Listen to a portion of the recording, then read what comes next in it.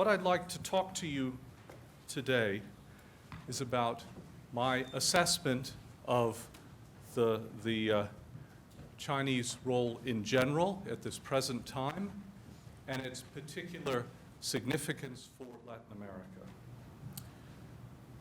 All countries' foreign policies are ultimately founded or find their source and are driven by domestic factors. But at the same time, they're subject to the international system and the constraints that it places on them.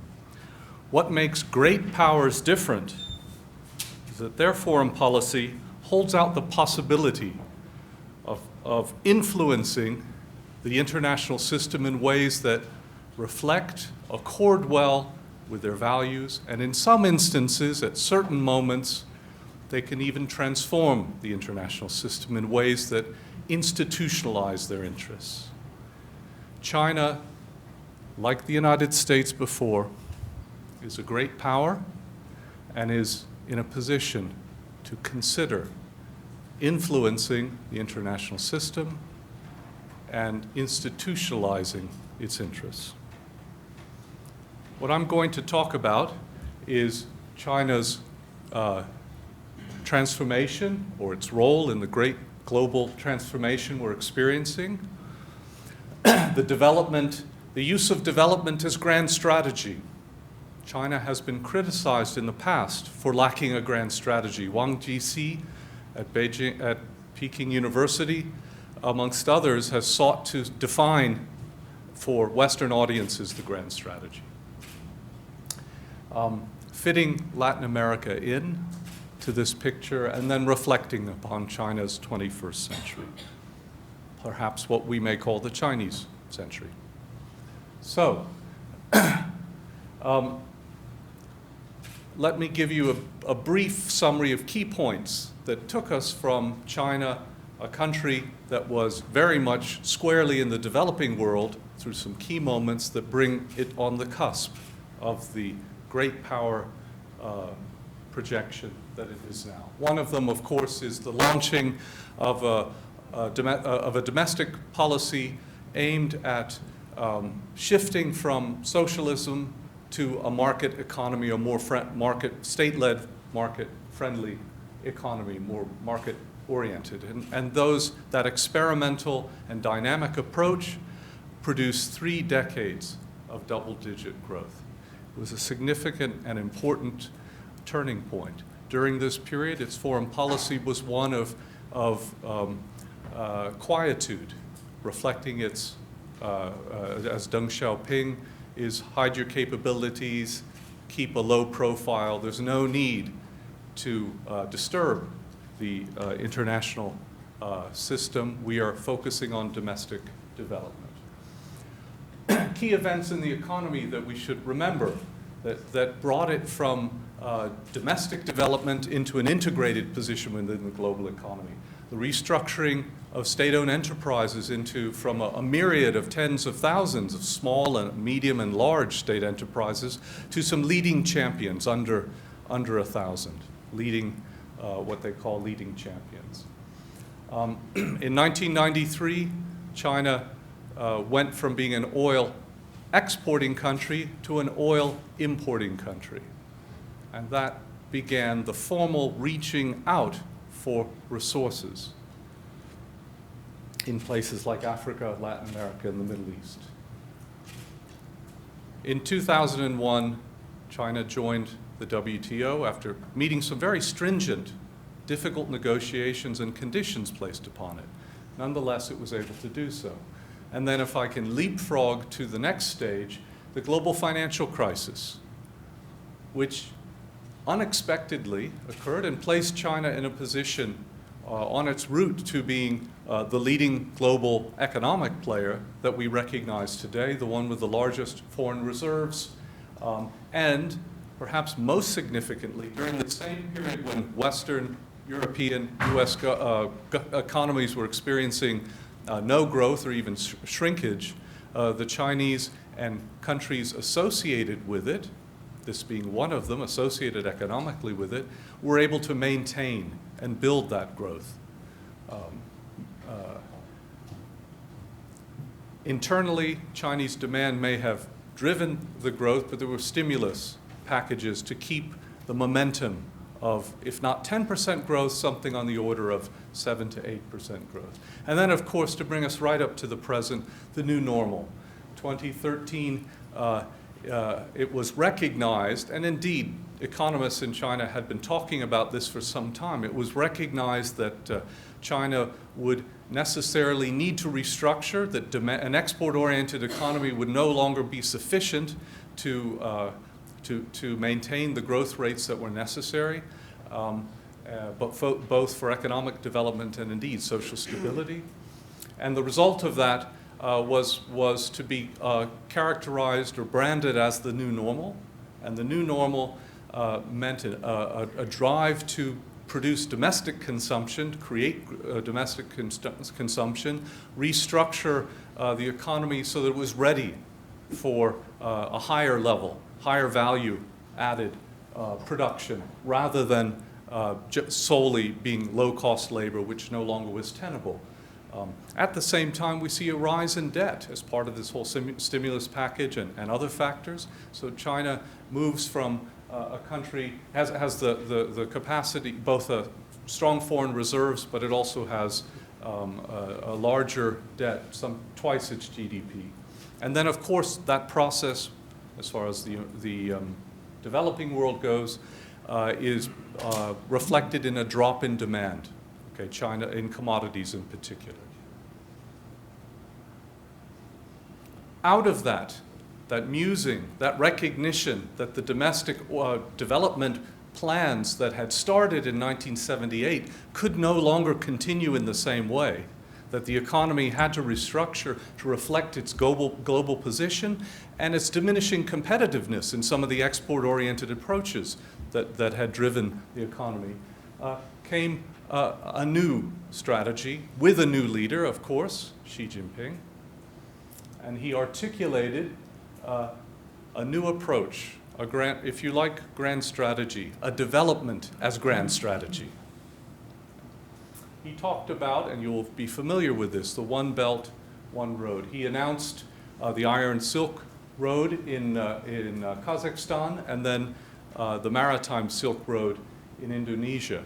These were two ideas with historical roots. I'll show you in a moment.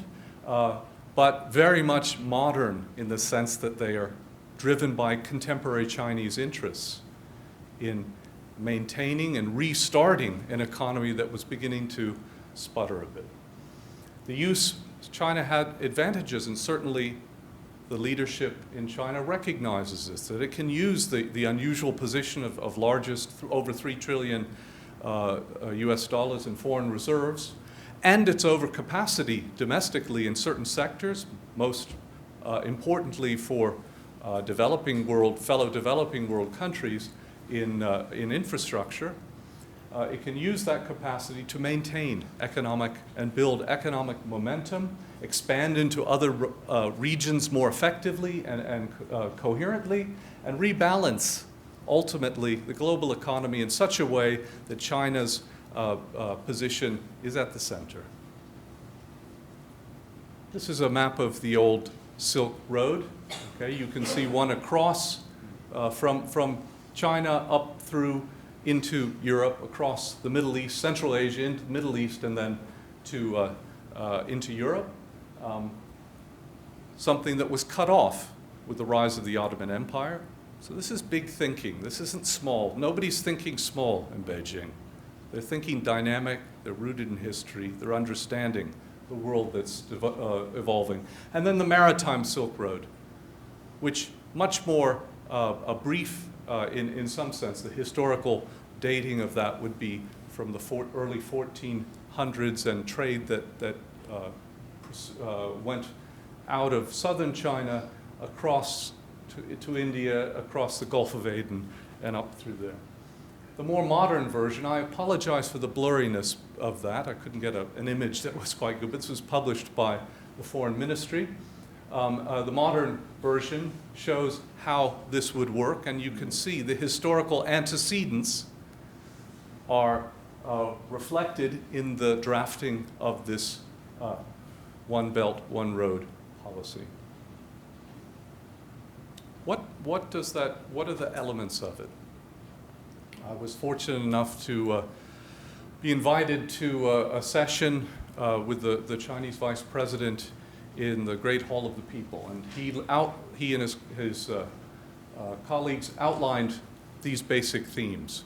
He said it's a belt about economic cooperation for China and the countries of the region. It's a development strategy. It's there to enhance development for China in a win-win way with its economic, with countries that through which the Silk Road or the One Belt, One Road traverse. It's a belt for the free flow of investment and trade for China with countries of the region. The financial resources necessary, right, and the trading relationship that needs to grow if those countries are to develop needs a framework, and this framework would be built around free flow, free trade, if you like, of both investment and trade. An infrastructure dimension, the Silk Road Fund, which I'll mention in a moment, was targeted for that, but there are other Asian infrastructure investment bank and the like, which would allow the upgrading, improvement of road, rail, sea lane, air links from China to the region. So connectivity, the way that the current and contemporary phrase out of Beijing is to talk about connectivity. And then the belt for the free flow of people from China, from China and the countries of the region. So it's about migration, labor, free movement of labor. The implementing agents. How is this to be operationalized? There are a whole set of new institutions which complement existing institutions. The existing institutions, China Exim Bank, China Development Bank, becoming major players underwriting Chinese projects. But there are also some new banks. There's the BRICS Development Bank, or New Development Bank, in which Latin America has a stake. Brazil, of course, being one of the 5 BRICS members. $50 billion capitalized by the 5 members on a basis of 20.5 million on the part of China, which has the key vote, okay? And 18 for India, Russia, 18 million, billion, for India, Russia, and Brazil, and then 10 billion for South Africa.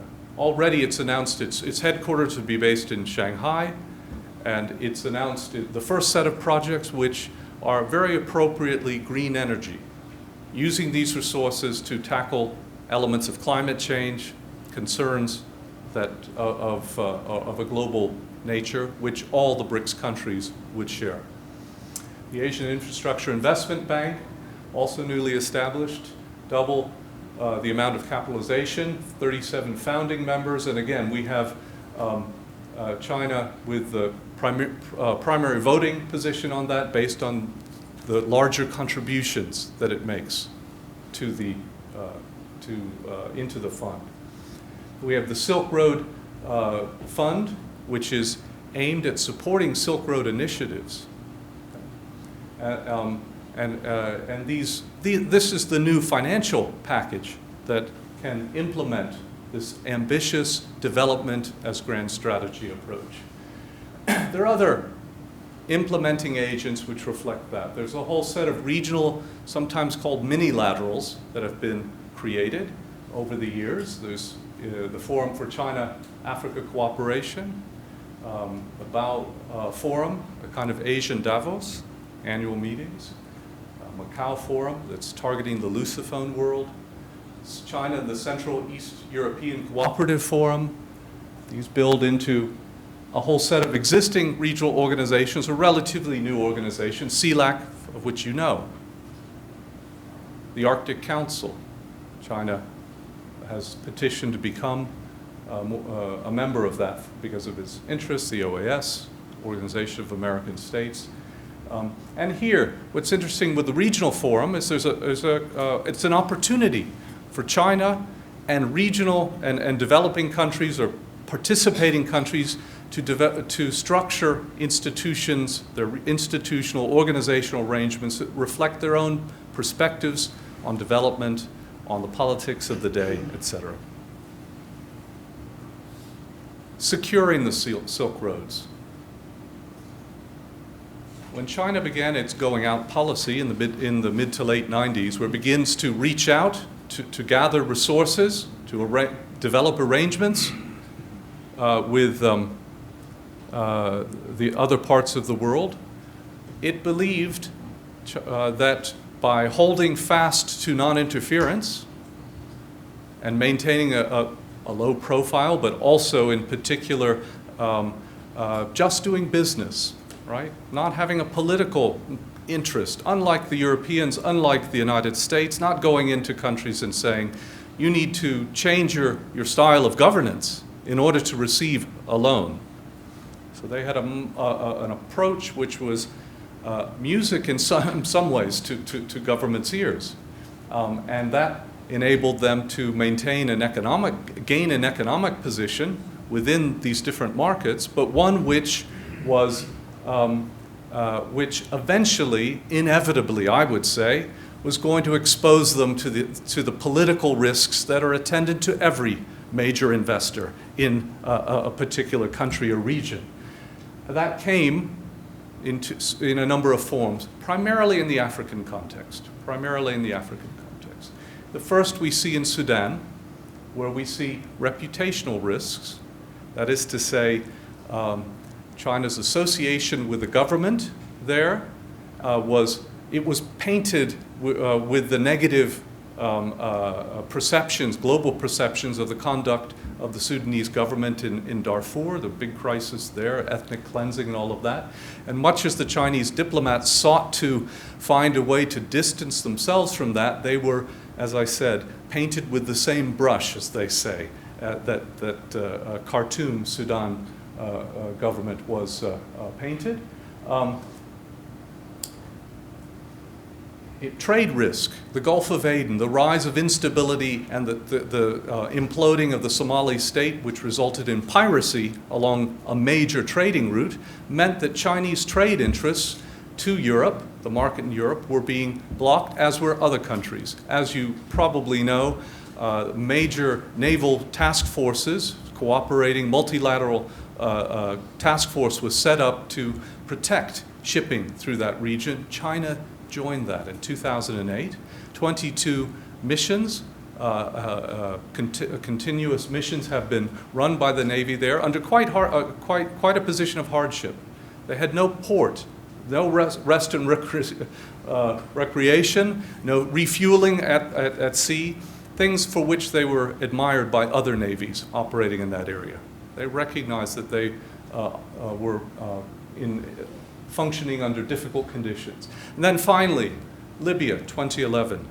Here we have, with NATO bombing and the targeting of Gaddafi, we had the general, and then the civil war ensuing, we had the collapse of that country. That country's collapse wasn't just about the internal dynamics, but China had in a short time, had developed a very large presence in Libya. My colleague, Dr. Mendez, has written on that subject with a Chinese colleague of ours from Fudan University out of Shanghai. But the end result was the 35,000 Chinese citizens that were there, whose lives were jeopardized by the breakdown of social and political stability, had to be evacuated. So what do you do with them? Well, the Chinese military had no role. They had to rely on others to do it. Unacceptable.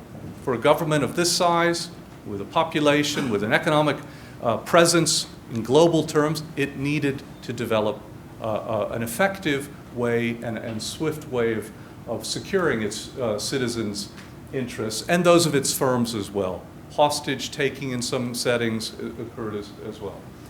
So one of the ways it went about, certainly from the early 2000s, one of the ways it got involved in peace and security was to create greater support for UN peacekeeping. So we see China moving from being fairly removed from international politics despite having a position on the Security Council.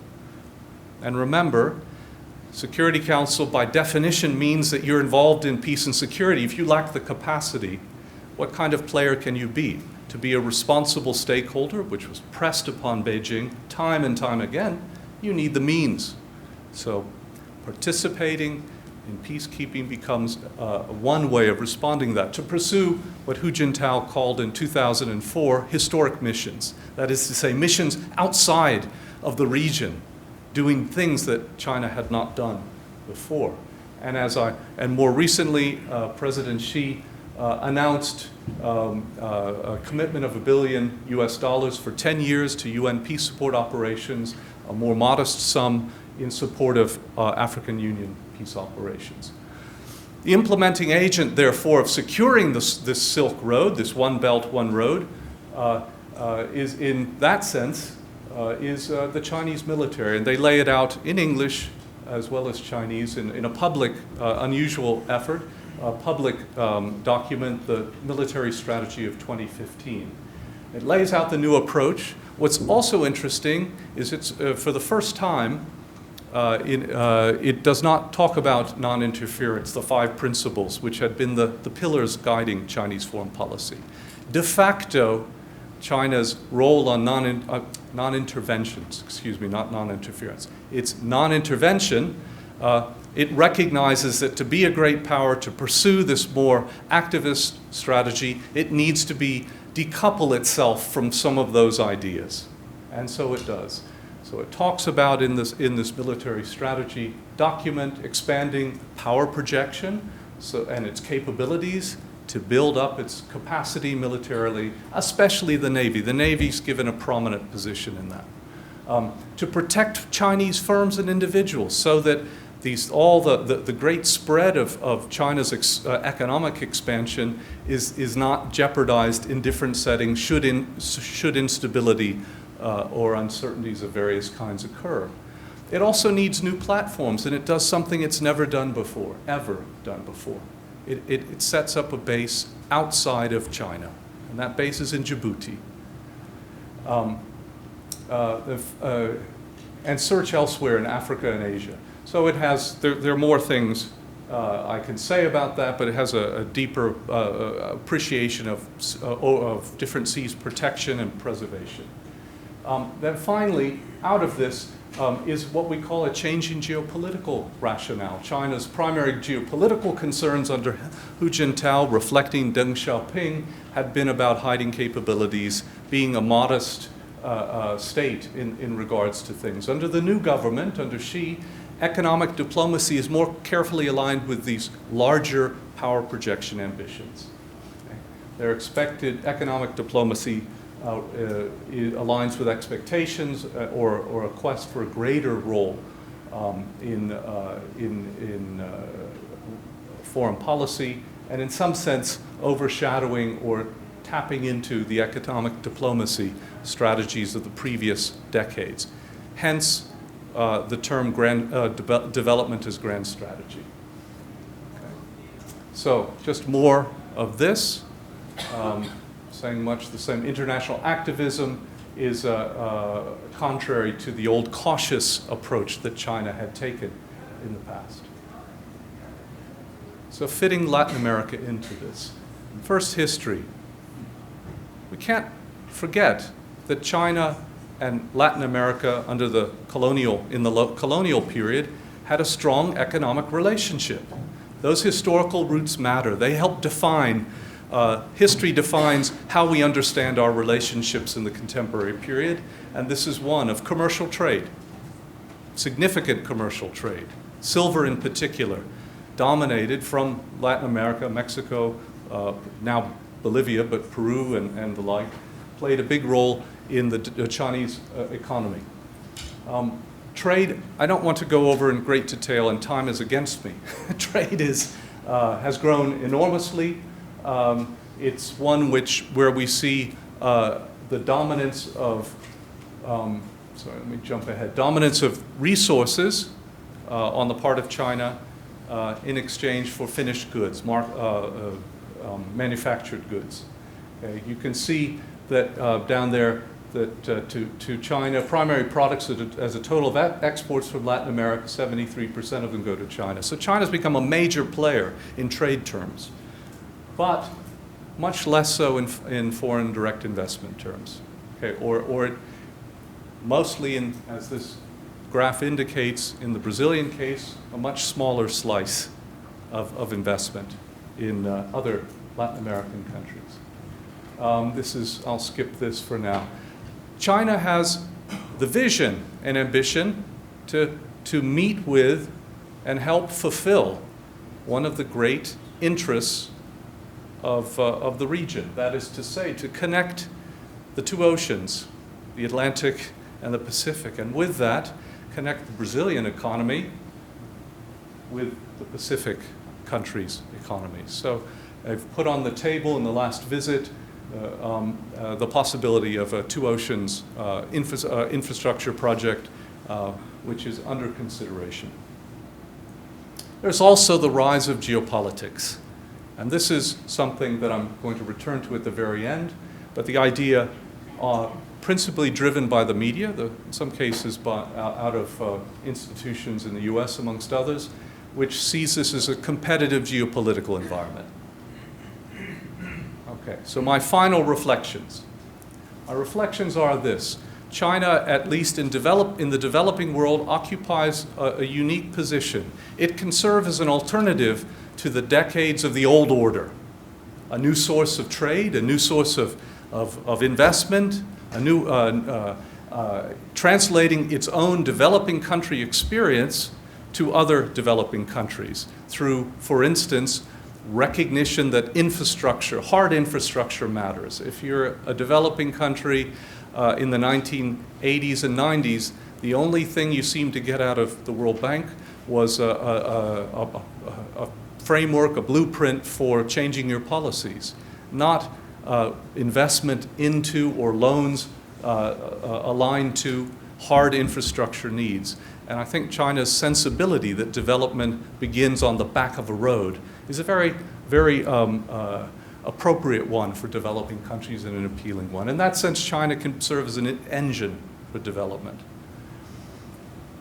We see in the analysis of Africa, which I'm not making reference to in any detail, and the brief analysis of Latin America that my colleagues and I referred to, that it's a trade-driven relationship. It's a relationship where trading partners, China becomes rather quickly the top trading partner for many countries, but the sectoral focus is on resources. There are some cases of small and medium enterprises moving into manufacturing and supporting that, but primarily it remains a resource-based type of trade. There's what we call the FDI, the foreign direct investment puzzle. The investment is not, at this stage, is not commensurate with the level of trade. It's a very modest, small, really, level of investment. China rarely figures in the top 10. Now, the statistics, there's a problem in how people collect statistics here, and they often confuse loans. The media will confuse loans and say that these are investments, but they're loans. That's a different category. That leads me to my next point. The media has too often driven this agenda. Our understanding of events are filtered through the media. And if you remember that inflammatory imagery I showed you a moment ago, that's the byproduct of it. You can't see. The clouds are there. You can't see what's happening. Okay? So we need people doing academic work to help us to understand that relationship. And I would also say there's a measure of what in scholarship we call Orientalism. And what I mean by that, or what the scholars mean, is that people see China as exotic, as far away, and they don't actually assess the actions and interests in ways that we would assess other actors, that it's somehow doing something different, etc. So we need to know China. China needs to know us, so that we can move away from that. The focus on infrastructure I've mentioned, but one of the key concerns that comes with infrastructure are the practices of some of these companies. In some cases, they've been involved in environmental or problems with local communities, and certainly that was the case in Peru, but elsewhere. and that's one that's of concern. Then the debt burden that is taken on with these infrastructure, loans for infrastructure. In this current economic climate, we're beginning to see some countries that had taken these loans experiencing difficulty in repaying. And then my final point, is to return us to this idea of geopolitics. Is the rise of geopolitics going to redefine a development agenda, to drive that agenda? And is that a good thing for us, and is that a good thing for Latin America? So I'll leave us with a question. Thank you.